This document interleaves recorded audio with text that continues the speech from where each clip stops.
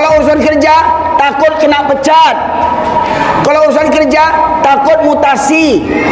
Nanti kalau saya kena mutasi, saya kena pecat, nanti rumah dinas kena tarik, kendaraan dinas kena tarik, istri dinas kena tarik. Ya kan? Lebih takut urusan kerja dibandingkan urusan kepada Allah. Mental namanya.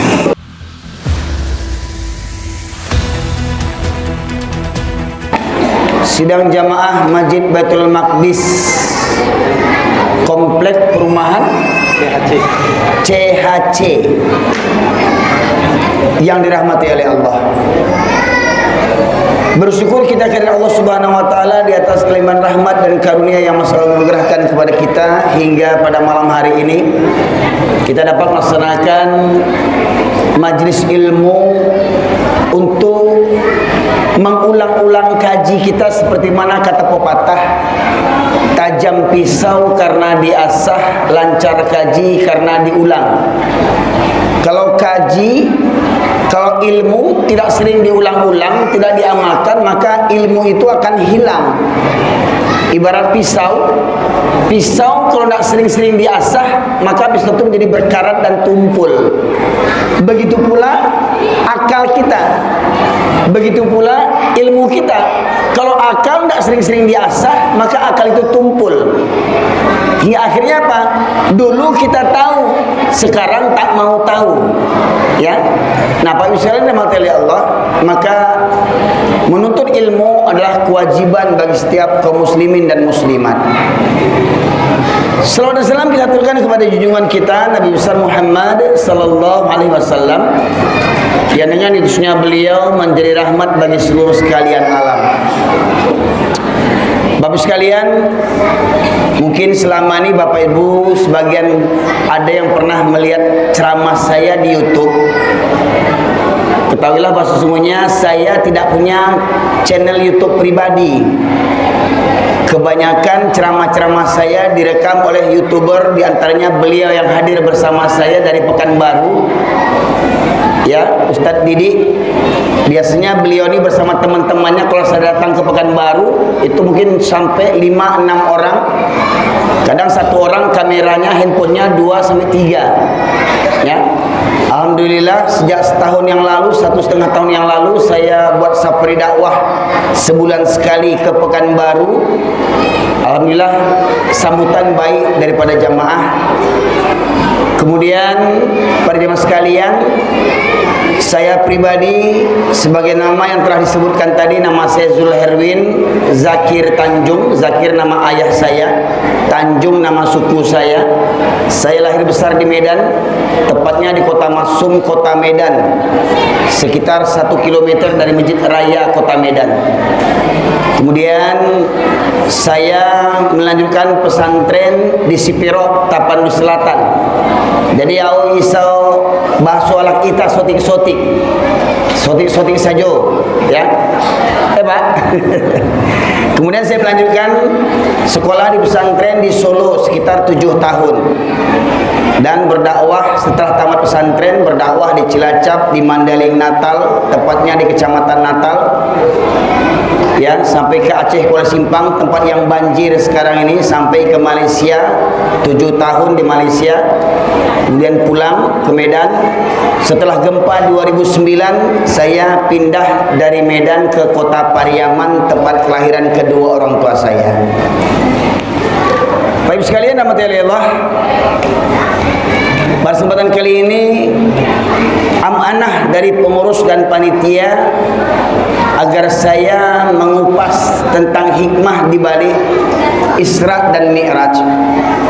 Saya tidak akan mengupas tentang bagaimana perjalanan Isra dan Mi'raj Rasulullah, tetapi saya ingin mengupas bagaimana kita mengagungkan perintah sholat, yang mana perintah sholat ini betul-betul suatu amalan, suatu ibadah yang sangat agung, karena penerimaan perintah ini sangat istimewa, Pak Ibu sekalian. Di mana perintah sholat ini Allah langsung menjemput Nabi Muhammad SAW melalui malaikat Jibril. Jadi malaikat Jibril diutus dari langit turun ke bumi untuk menjemput Nabi Muhammad sallallahu alaihi wasallam dengan menggunakan burak. Secara bahasa burak itu artinya kilat. Tapi mohon maaf, jangan percaya kalau burak itu namanya kendaraan berbentuk kuda yang bersayap kepala wanita. Itu cerita bohong. Itu cerita hoax. Itu cerita bandel. Itu cerita orang untuk merendahkan Rasulullah sallallahu alaihi wasallam, karena mereka menilai Rasulullah yang punya istri 11. Rasulullah istri 11, dan itu hanya keistimewaan untuk Nabi, tidak untuk umatnya. Seperti Walid yang di Malaysia itu, istrinya 8. Ya, Walid nak apa? Siapa namanya? Walid nak Dewi. Ya, Walid nak Dewi. Tak boleh, tak boleh. Ya. Ya. Jadi yang boleh menikah lebih dari 4 itu hanya Nabi Muhammad sallallahu alaihi wasallam. Nah, kalau bapak-bapak masih ada jatah sampai 4. Itu pun kalau berani. Ya, kalau nggak mau diracun sama istri, buatlah. Ya. Ya, nanti pulang ke rumah dibaca baca sampai langsung kejang gitu ya. Baik sekalian rahmati Allah, jadi burak itu adalah kendaraan Rasulullah berupa kilat. Tidak ada hadis yang menjelaskan burak itu berupa kuda berkepala wanita bersayap. Itu cerita bohong dan fitnah yang keji untuk menghinakan Rasulullah sallallahu alaihi wasallam. Dan sayangnya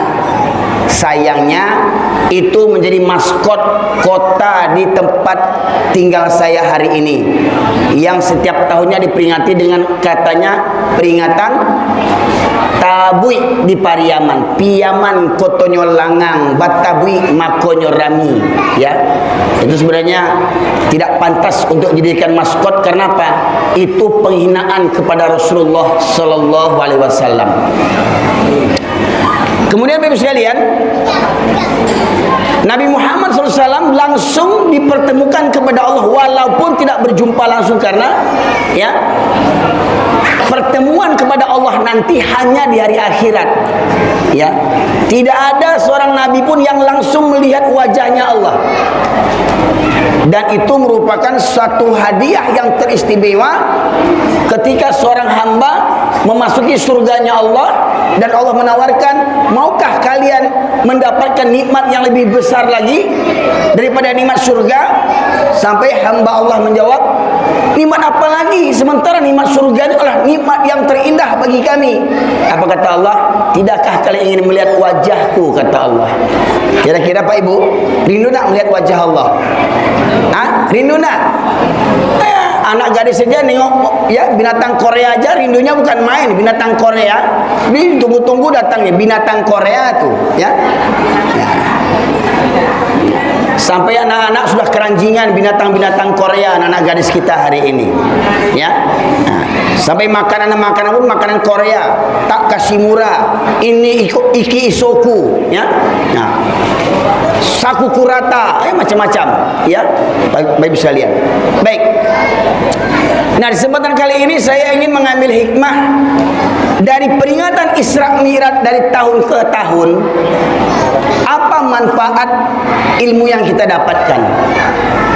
Maka di awal majlis ini saya sampaikan ayat yang berkali-kali saya sampaikan di setiap majlis, karena banyak kita yang terlena, ya, terabaikan daripada ayat ini. Allah berfirman dalam surat Al-A'raf ayat 179. A'udzu billahi minasyaitonir rajim. Walaqad dzara'na li jahannama katsiran minal jinni wal ins lahum qulubun la yafqahuna biha wa lahum a'yunun la yubsiruna biha wa lahum adhanun la yasma'una biha ulaika kal an'am bal hum adall ulaika humul ghafilun. Allah berfirman yang artinya, dan sungguh akan kami penuhkan neraka jahanam banyak dari kalangan jin dan manusia. Jadi neraka jahanam Pak Ibu lebih penuh penghuninya dibandingkan penghuni surganya Allah Subhanahu wa taala. Ya. Kemudian siapa jin dan manusia yang memenuhi neraka jahanam? Mereka yang punya hati tetapi tidak digunakan untuk merenungkan ayat-ayat Allah. Ayat Allah bukan hanya berupa yang tersusun dalam Al-Qur'an. Alam ini juga merupakan ayat-ayat Allah yang disebut dengan ayat kauniyah. Kata orang Minang, kalau bahasa orang Minang katanya, alam takambang menjadi guru. Alam terbentang ini menjadi pelajaran bagi kita. Adakah kita mengambil pelajaran dari bentangannya alam ini, pergantian siang dan malam? Ya, atau selama ini Indonesia sedang mengalami musibah bencana, banjir, longsor, gempa bumi, tsunami, gunung Merapi, ya, adakah kita mengambil pelajaran daripada itu? Kemudian walahum a'yunul la yubsiruna biha. Mereka memiliki mata tetapi tidak digunakan untuk melihat tanda-tanda kebesaran Allah. Ibu, apa mujizat Nabi Muhammad yang terbesar? Bapak Ibu, mukjizat Nabi Muhammad SAW yang terbesar apa? Apa? Al-Quran. Banyak diantara kita coba jujur. Seumur-umur kita berapa kali kita khatam baca Quran? Mulai dari Al-Fatihah sampai surat An-Nas. Seumur-umur kita berapa kali kita khatam Quran? Atau setahun lalu ada enggak kita yang enggak khatam Quran? Setahun enggak khatam Quran, ada enggak?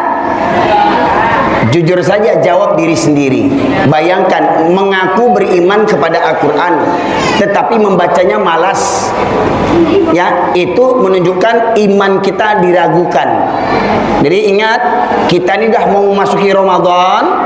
Pak Ibu, usahakan Ramadan nanti paling malas kita sekali khatam. Nah, coba bisa tak sekarang dipasang target, setidaknya setahun sekali, 1 kali khatam di bulan Ramadan. Maknanya apa? 30 hari Ramadan, jadi usahakan 1 hari 1 juz, 1 day 1 juz, 1 hari 1 juz. Ya, coba ya, kita mulai ya. Nanti Ramadan yang tinggal sebulan kurang lebih, ya, usahakan jangan ada di antara kita yang tidak membaca Al-Quran, ya. Kemudian Bapak sekalian, tadi kata Allah, ada orang yang punya mata tetapi tidak digunakan untuk melihat tanda-tanda kebesaran Allah. Al-Quran itu kebesaran Allah. Semesta alam kebesaran Allah. Ya, penciptaan laki-laki dan perempuan kebesaran Allah. Ada yang lahir, ada yang meninggal, itu kebesaran Allah. Adakah kita mengambil pelajaran? Yang ketiga, orang yang memenuhi neraka jahanam, walahum adhanul la yasma'una biha. Mereka yang punya telinga tetapi tidak digunakan untuk mendengarkan ayat-ayat Allah. Nah, sudah ada pengumuman kita ada pengajian bulanan misalkan, atau ada pengajian mingguan di setiap komplek, di setiap masjid. Misalnya Masjid Baitul Maqdis, mohon maaf Pak, Masjid Baitul Maqdis ada enggak pengajian rutinnya Pak? Belum ada. Wah, ini PR nih, ya. Setelah ini harus dibuat setidaknya sebulan sekali, setidaknya, ya.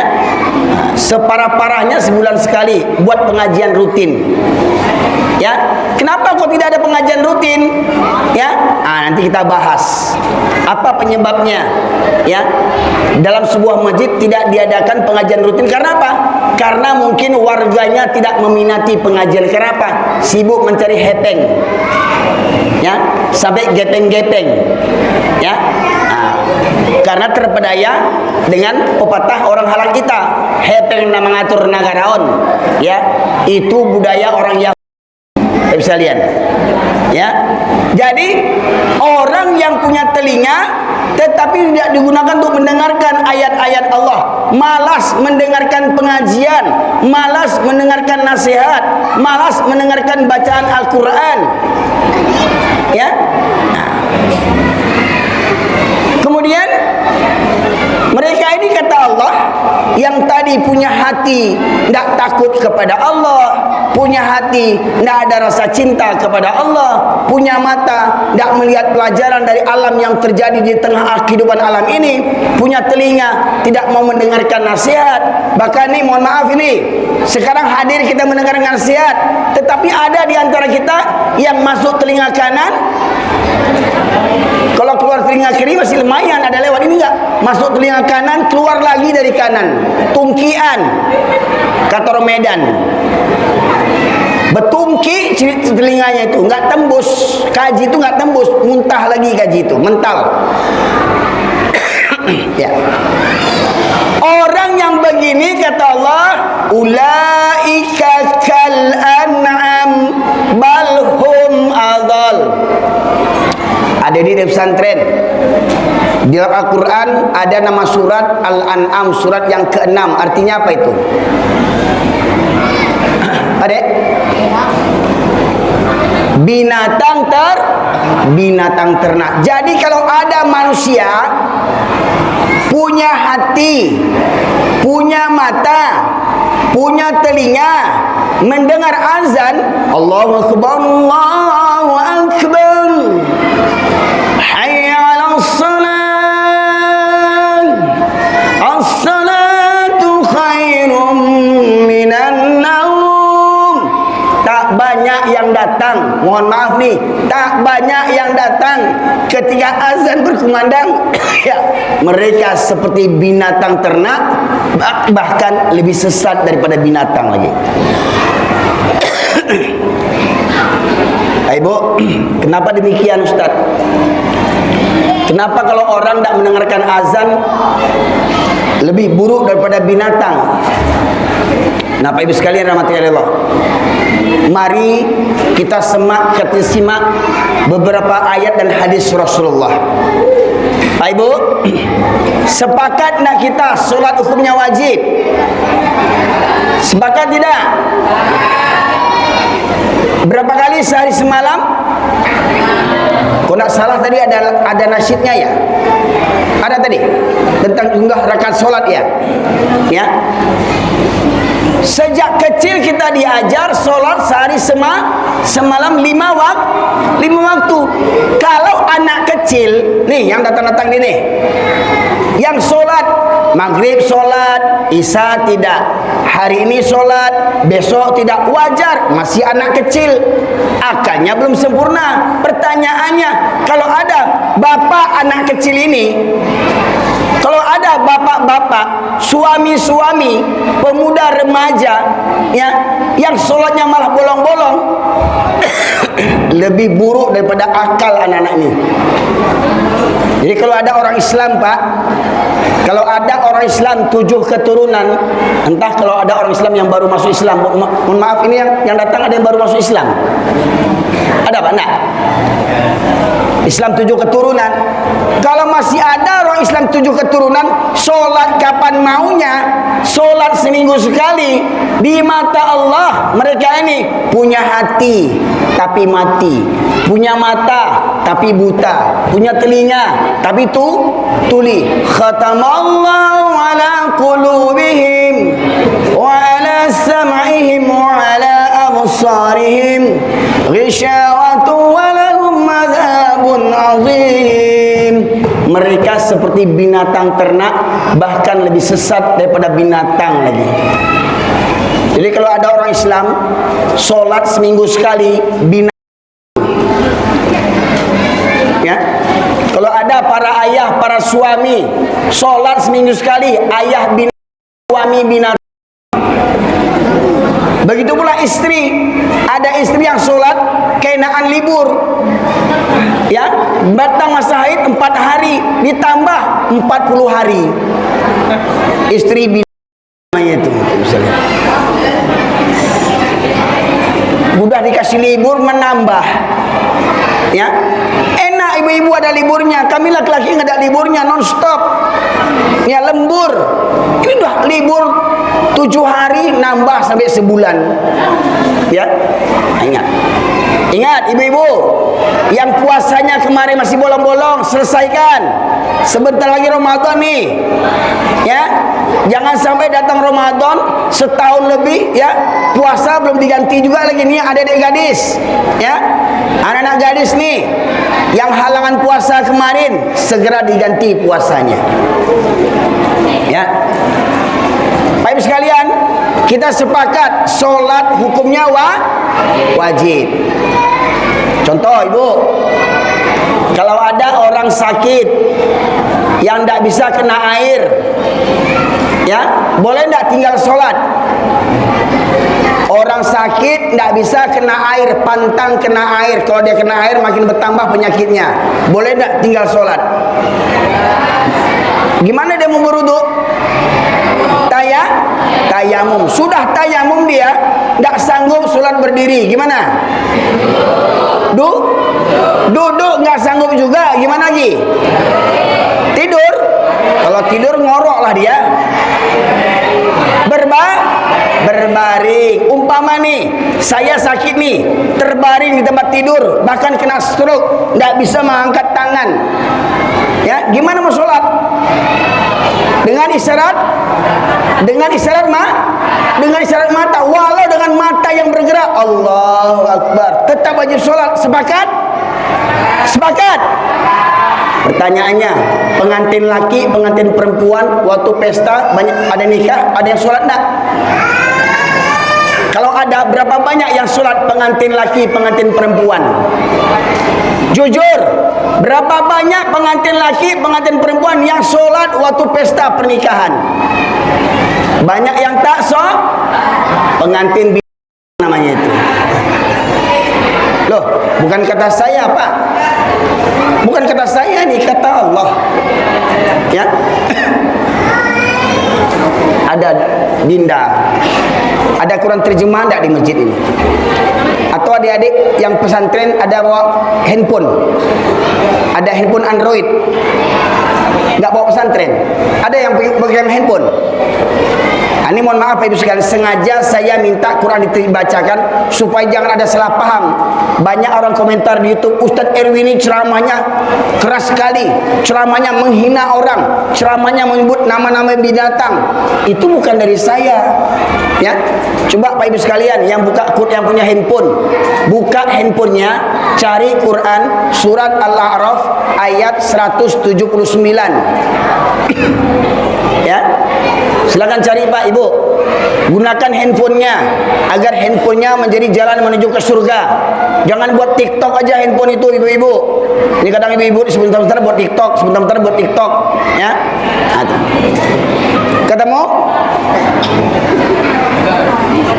Pak? Tolong dibaca terjemahan, kasih Pak, tolong Pak, kasih terjemahannya.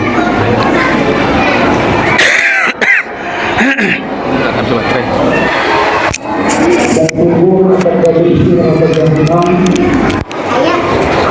banyak dari kalangan jin dan manusia. Ya. Mereka memiliki hati tetapi tidak digunakannya untuk memahami ayat Allah. Dan mereka memiliki mata tetapi tidak digunakannya untuk melihat tanda-tanda Allah. Dan mereka mempunyai telinga tetapi tidak digunakannya untuk mendengarkan ayat Allah.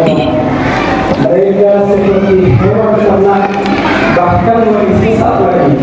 Mereka itulah orang-orang yang lemah. Ya Pak, apa kata Allah? Mereka seperti hewan bahkan lebih. Enggak apa-apa, kasih dia Pak, nanti ada persiapan lagi. Hewan ternak Pak Ibu, sapi hewan ternak enggak? Kambing, kerbau. Mau Ibu bersuamikan dengan kerbau? Hah? Enak loh dagingnya. Ya? Nah, mau enggak? Bapak-bapak mau enggak beristrikan dengan kambing? Hah? Kambing aja nggak mandi mahal harganya. Tapi kalau ibu-ibu nggak mandi, pingsan suaminya. Ya kan? sapi, kambing, kerbau, binatang ternak yang halal. Tetapi saya yakin pasti kita tidak mau disamakan dengan kambing. Betul? Pak, masih buka suratnya, Pak? Buka surat 176. Tadi itu tetap ayatnya ya. Surat yang sama tapi ayat 176. Tolong yang keras bacanya, Pak. Tolong jamaah yang di dalam, yang di luar, tolong dengarkan ayat supaya jangan ada salah paham di antara kita. Silakan, Pak. Dan sekiranya kami niscaya kami tinggikan derajatnya dengan ayat-ayat itu. Tetapi dia cenderung kepada dunia dan mengikuti keinginannya yang rendah. Maka perumpamaannya seperti anjing. Seperti apa, Pak? Seperti anjing. Kok pelan suaranya? Takut Bapak baca Quran? Seperti apa, Mak? Seperti anjing. Ya. Lanjut. Maka perumpamaannya seperti anjing. Ya. Jika kamu menghalaunya, dijulurkannya lidahnya. Dan jika kamu membiarkannya, ia menjulurkan lidahnya juga. Demikianlah perumpamaan orang-orang yang mendustakan ayat-ayat kami. Maka ceritakanlah kisah-kisah itu agar mereka berpikir. Ya, Pak Ibu. Kita dengar sekali lagi. Kan sudah dengar, nak? Setelah dengar tadi, ada nak yang paham maksudnya? Ada yang tahu yang tersirat di balik yang tersurat? Kita ulangi lagi, sekali lagi. Silakan, Pak. Tolong Bapak Ibu yang di luar, tolong dengarkan ya, simak ya. Yang di dalam lebih-lebih. Ya. Dan sekiranya kami menghendaki, niscaya kami tinggikan derajatnya dengan ayat-ayat itu. Baik. Jadi kalau Allah ingin meninggikan derajat kita, bukan Allah kasih kita pangkat dan jabatan. Bukan Allah kasih kita harta dan kekayaan. Bukan Allah kasih kita ketampanan dan kecantikan. Bukan Allah kasih kita gelar sarjana, ya S1, S2, S-teler, ya. Bukan di situ letak kemuliaan. Tapi bagaimana? Allah muliakan kita dengan Al-Quran. Kita bisa baca Al-Quran, kita tahu arti Al-Quran walau dibaca dengan terjemahannya, kita tahu maksudnya, kita mengamalkan isi. Disitulah letak kemuliaan kita. Allah tinggikan derajat kita. Tetapi kata Allah, tetapi dia cenderung kepada dunia dan mengikuti keinginannya. Tetapi dia cenderung kepada dunia dan mengikuti keinginannya yang rendah, hawa nafsunya yang rendah, ya. Tetapi mereka ini tidak peduli belajar Al-Quran. Kenapa? Pandai pun belajar Al-Quran, nggak nambah naik gaji. Pandai pun baca Quran, tidak mendapatkan kehormatan di mata manusia. Ya, ada pengajian, mohon maaf nih Pak, mohon maaf, ada pengajian setahun sekali, tidak mau dengar. Dengar khutbah Jumat seminggu sekali, juga sambil main handphone, datang terlambat, ngobrol-ngobrol, merokok di luar, masih ada tuh Pak. Ya, saya sering khutbah Jumat di mana-mana tempat, masih ada saja bapak-bapak yang nongkrong di luar. Khotib sedang berkhutbah ini, nongkrong di luar, ngerokok. Ya, ada di dalam masjid main handphone. Ya, ada yang di sudut sana ketawa-ketawa ngobrol. Bayangkan Pak, sudah berumur. Ya, tidak ngerti juga lagi. Ya, coba lihat besok. Kalau ada juga di masjid ini yang kayak begitu perangainya, kita lihat sama dengan apa kata Allah?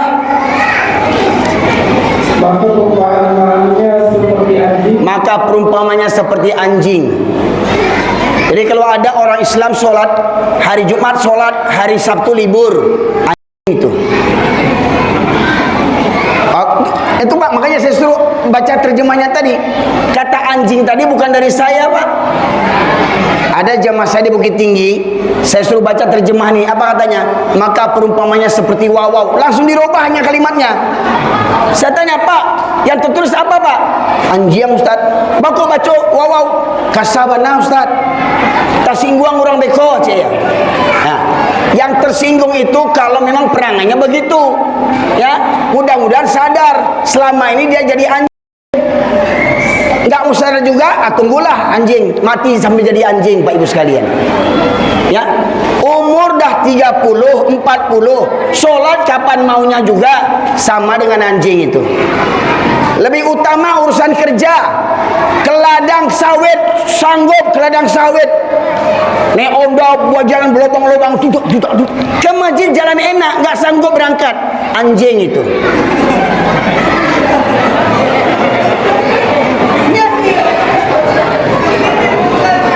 Loh itu kan dari Quran kan?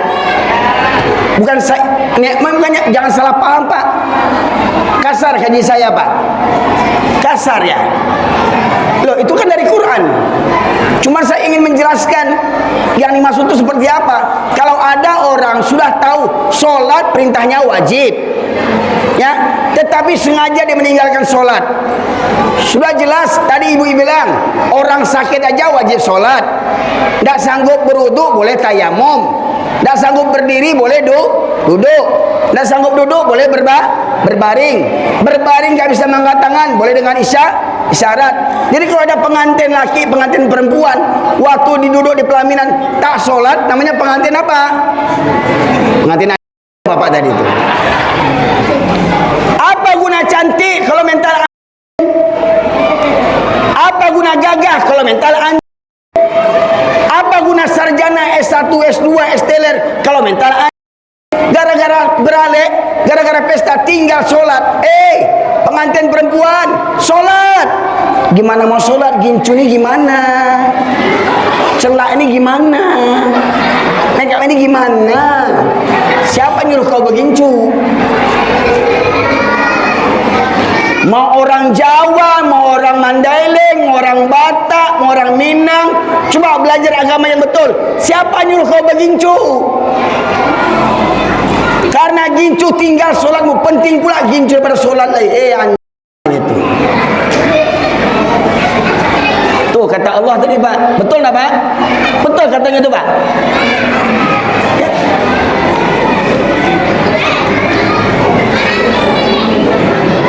Pak Ibu, sekarang tadi kita cerita sholat. Sekarang saya tanya, sholat berjamaah bagi laki-laki apa hukumnya? Kok ibu yang jawab? Semangat kali ibu-ibu ini kalau ditanya bapak-bapak, sholat berjamaah wajib, kata bapak-bapak aja diam aja kok. Kok ibu kali yang semangat jawab? Pak, sholat berjamaah bagi laki-laki apa hukumnya?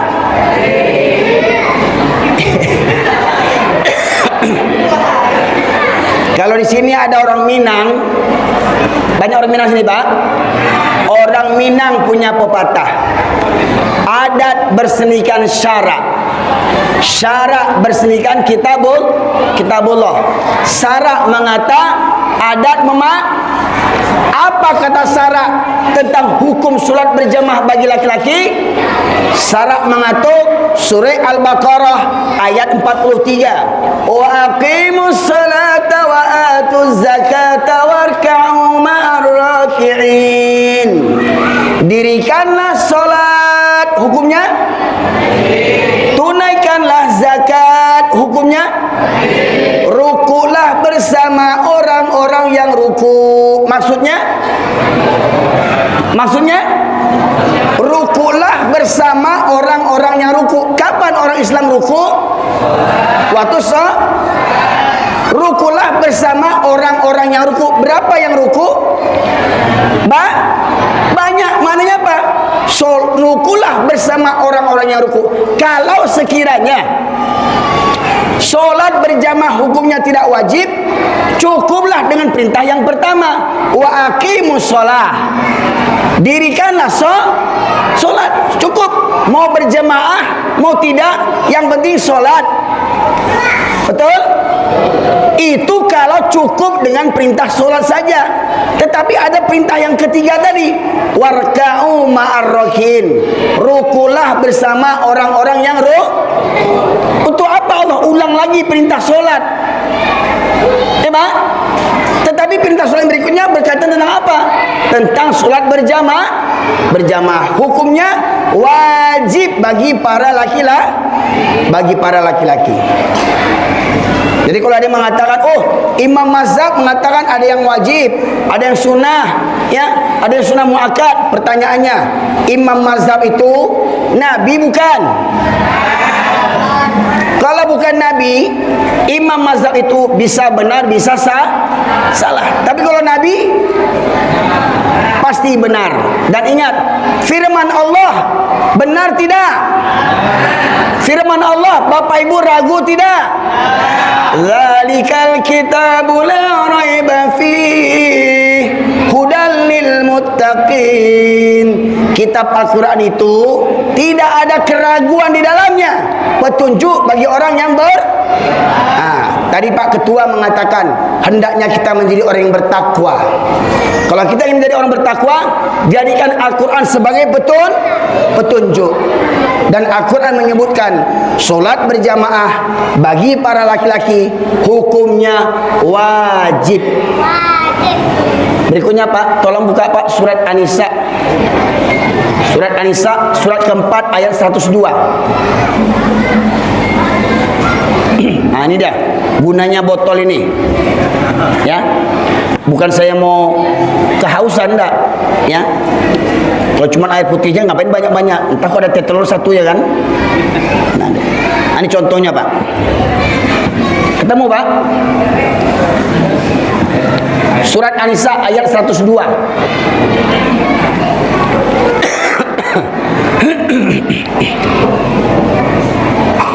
Silakan Pak, dibaca Pak terjemahannya. Mari kita dengarkan. Silakan Bapak Ibu buka, silakan. Handphonenya buka. Surat An-Nisa ayat 102. Silakan Pak. Dan apabila engkau Muhammad berada di tengah-tengah mereka sahabatmu. Ya, tunggu. Dan apabila engkau Muhammad, ini Muhammad yang siapa ini? Muhammad tukang sate? Siamai? Bukan, Nabi Muhammad. Apabila engkau Muhammad, Nabi Muhammad berada di tengah-tengah sahabatmu. Siapa sahabat Nabi? Orang yang hijrah dari Makkah ke Madinah disebut dengan muhajirin. Orang Madinah yang menyambut orang Makkah disebut dengan Ansor. Mereka ini as-sabiqun al-awwalun, orang yang pertama-tama masuk Islam, yang mereka dijamin surga.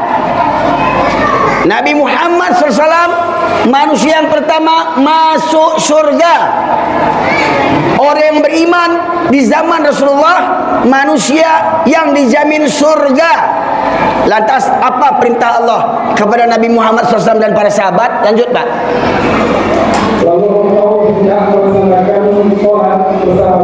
Lalu engkau hendak melaksanakan solat bersama mereka. Solat bagaimana itu? Solat bersama orang lain. Solat bagaimana? Solat berjamaah. Lanjut.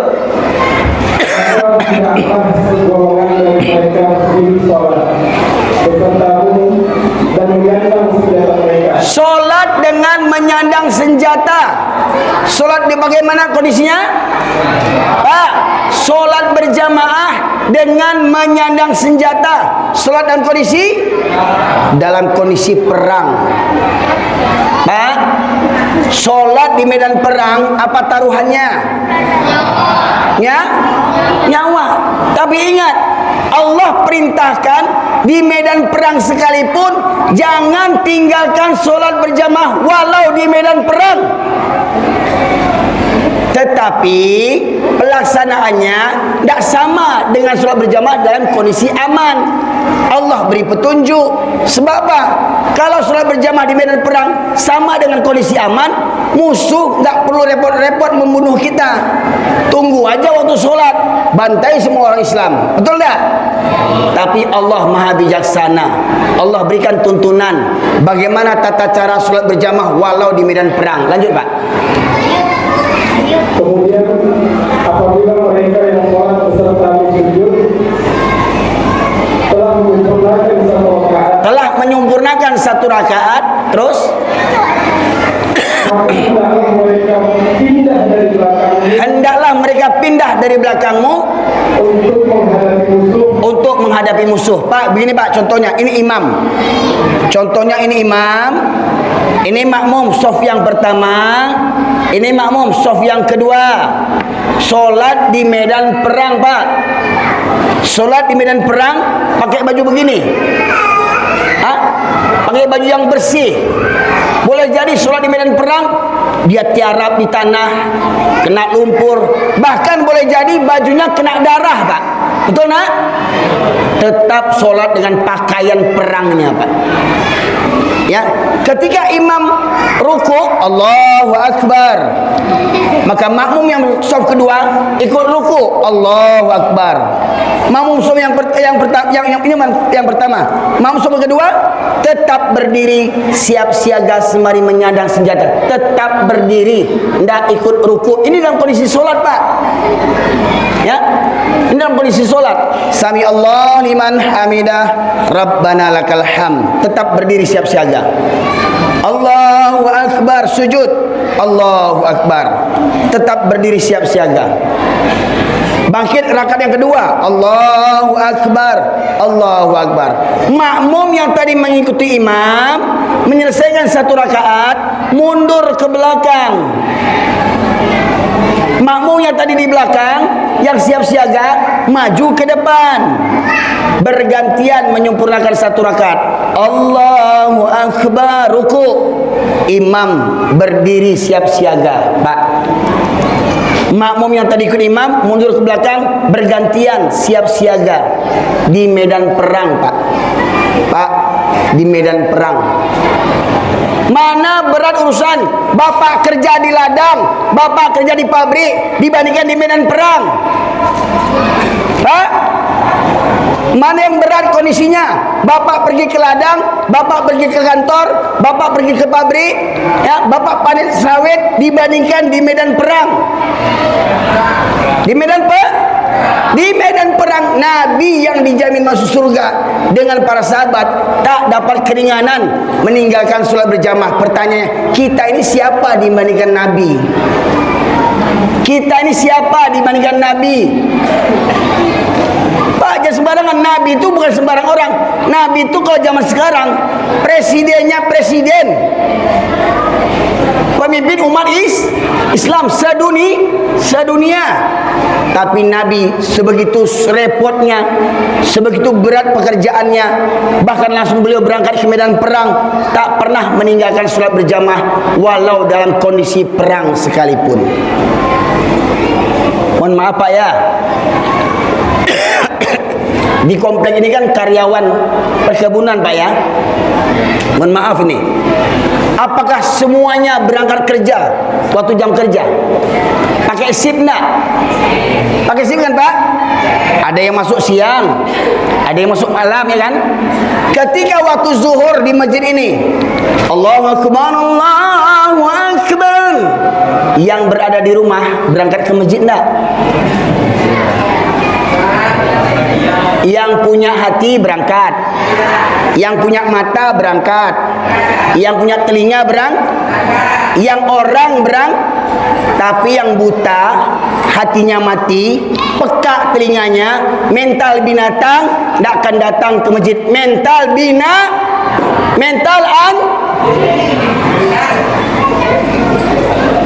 Pak, makanya saya minta bacakan terjemahan. Kata anjing itu bukan dari mulut saya, dari Allah. Mereka cenderung kepada dunia. Oh, kalau untuk urusan kerja takut terlambat. Kalau urusan kerja takut kena pecat. Kalau urusan kerja takut mutasi. Nanti kalau saya kena mutasi, saya kena pecat, nanti rumah dinas kena tarik, kendaraan dinas kena tarik, istri dinas kena tarik, ya kan? Lebih takut urusan kerja dibandingkan urusan kepada Allah. Mental anjing namanya, ya.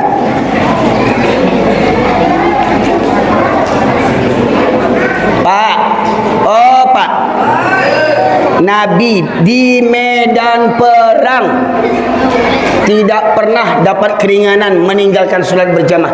Kita dalam kondisi aman. Apa alasan kita? Apa alasan kita, Pak?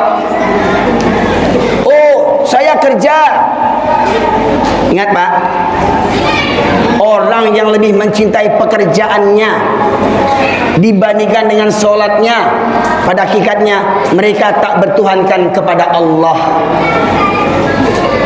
Ya, kenapa demikian? Surat At-Taubah surat ke-9 ayat 24 Allah berfirman, "Qul in kana aba'ukum wa abna'ukum wa ikhwanukum wa azwajukum wa ashiratukum wa amwalun iktaraftumuha wa tijaratan tawsawna kasadaha wa masakina tardawnaha."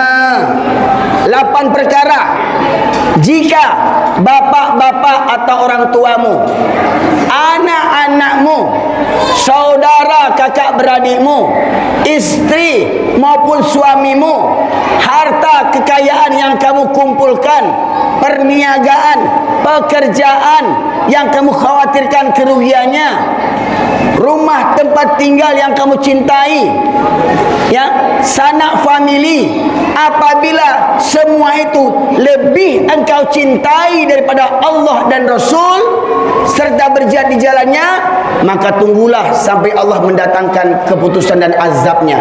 Maknanya apa? Kalau 8 perkara ini lebih dicintai daripada Allah, maknanya apa? 8 perkara ini sudah seperti Tuhan selain Allah Subhanahu wa taala. Mohon maaf Pak, contoh di jam kerja. Mohon maaf Pak, di sini kalau jam kerja pakai serini enggak? Enggak pakai serini. Ya. Misalkan jam kerja, masuk kantor jam 8. Bapak takut terlambat. Takut dimarahi bos, takut dimarahi atasan, takut terlambat. Tapi ketika azan berkumandang, Allahu Akbar, Allahu Akbar, santai aja tuh. Enggak ada rasa takut terlambat. Mental Anda.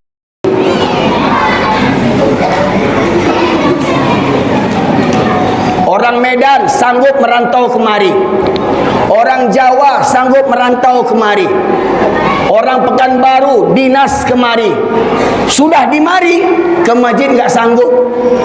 Itu Pak Ibu sekalian. Mohon maaf Pak, ini kajian yang harus saya sampaikan. Kenapa? Hari akhir zaman ini orang banyak membangun masjid, tapi masjidnya kosong dari jamaah. Betul tidak? Mohon maaf Pak, Jumat penunda ini, penunda sampai keluar. Ya, sampai keluar. Subuhnya berapa saf? Pak pengurus, subuh berapa saf? 2 saf. Selebihnya kemana? Selebihnya kemana? Kalau dia orang, subuh ke masjid dia. Kalau dia orang. Tapi kalau mintanya anjing, subuh tidak ke masjid, hati-hati. Yang subuh nanti ke masjid berarti ibu jawab tuh.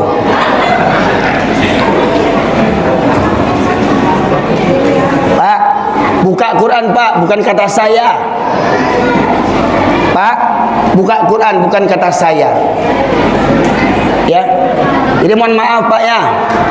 Saya kalau diundang itu tidak saya pikir ada atasan, ada bawahan, ada jenderal, ada kopral. Bagi saya semua kaji ini sama semuanya.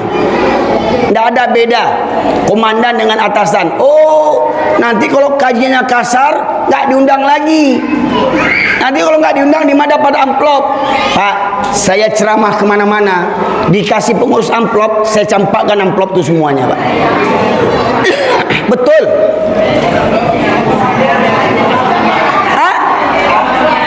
Ya diambil dulu lah isinya. Bodoh kali lah Pak kalau ngambil uang isinya. Ya kan? Kadang banyak ustadz meninggal amplop. Ya, mohon maaf nih, kalau diundang ceramah ke kantor, kalau diundang ceramah ke pejabat-pejabat, disanjung-sanjung lah pejabat. Oh, Pak Kepala sehat baik, Pak ini baik, Pak itu baik. Hah? Padahal musuh murid-murid jamaah anggotanya, oh, baik kepala kau katanya. Ya. Jadi pengajian ini Pak, kalau kata orang Minang, kalau ada basi sampiang, kalau adat ada tenggang menenggang. Tapi kalau adat, kalau syarat bati lanjang, buka kulit tanpa isi. Ya, tak perlu tenggang-menenggang, ada atasan, ada bawahan, ada kepala dinas, ya. Enggak ada pandang bulu, semua bulu sama. Mau bulu ketiak, mau bulu hidung sama semuanya. Lihat. Ya. Ini. Maka para jamaah sekalian, saya berharap setiap tahun kita memperingati Isra dan Mi'raj. Apa hasilnya? Maka kita lihat besok subuh. Besok subuh kita lihat hasilnya. Kalau ada orang yang bermental betul-betul manusia sejati, besok subuh gimana pun sulitnya dia akan datang ke masjid. Karena dulu kita masih ingat lagu nostalgia, gunung kan ku daki, lautan ku seberangi, surau aku lewati. Jangan begitu ya. Gunung sanggup kita daki, lautan kita seberangi, kebun sawit sanggup kita jelajahi, ke pabrik angkat ini angkat itu, capek badan sanggup.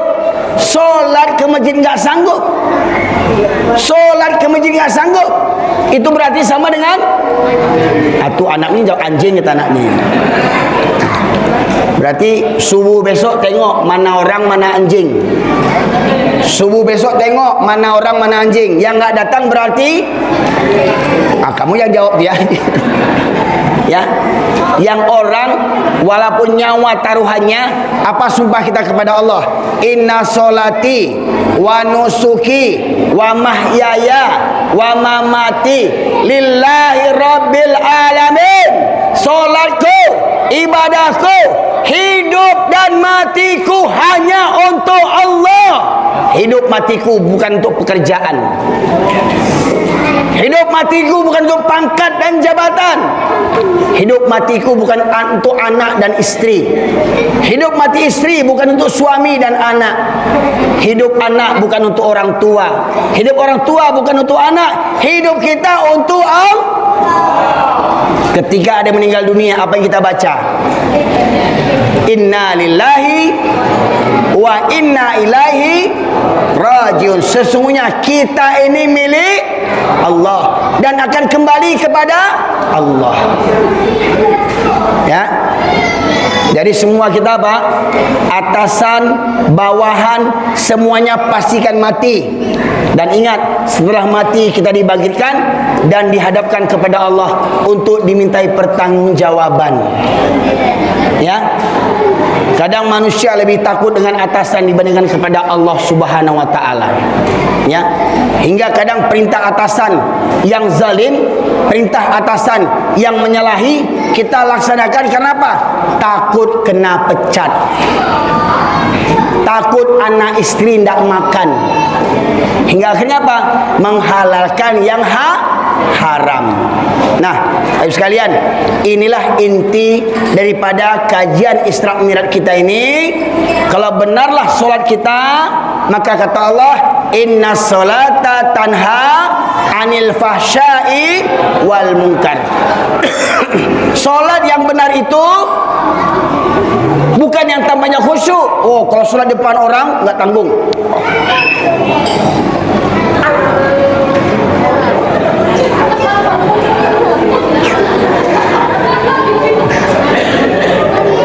Oh, depan orang nggak tanggung khusyuknya. Kalau solat sendiri di rumah. Ya Pak, ya siap, siapa, siapa? Namanya itu.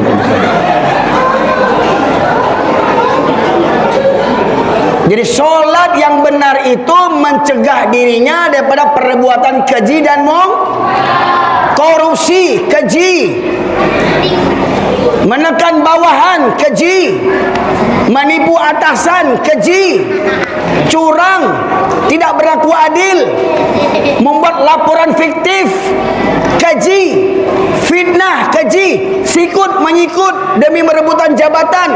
Bagaimana supaya lawan kita tersingkirkan?